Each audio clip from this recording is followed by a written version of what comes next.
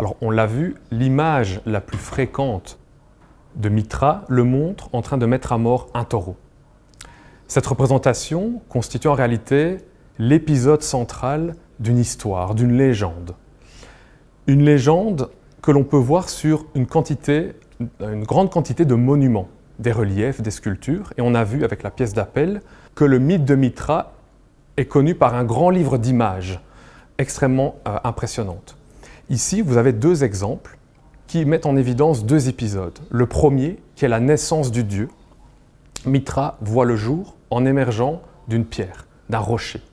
Il est représenté nu et devait tenir sur cette sculpture deux instruments, un couteau et une torche, deux instruments qui annoncent ses exploits futurs. Puisque la mission de Mitra est de sauver le monde. La terre a été ravagée et sa mission est de trouver le taureau pour sauver le monde, rétablir l'équilibre dans l'univers.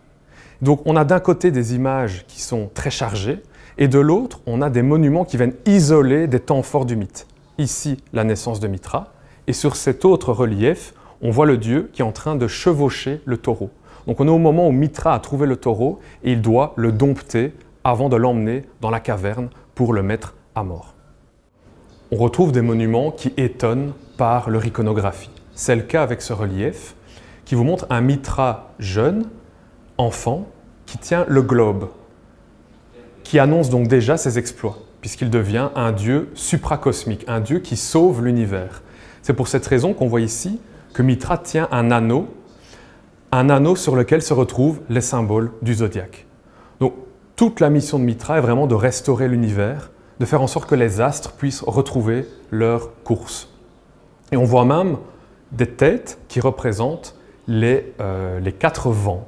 Donc c'est vraiment une image du cosmos, une image de l'univers qui est représentée ici sur ce relief avec en son centre le dieu Mitra.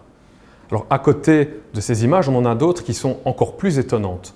Tel est le cas avec cet autel qui vous montre une figure surprenante, un démon à tête de lion qui est assez effrayant et qui renvoie là aussi au rôle de Mitra, puisqu'il pourrait symboliser ici une divinité qui renvoie elle aussi à l'univers dont il tient les clés dans la main. Donc c'est une puissance qui se fait l'écho du rôle de Mitra, de nouveau, en tant que sauveur de l'univers.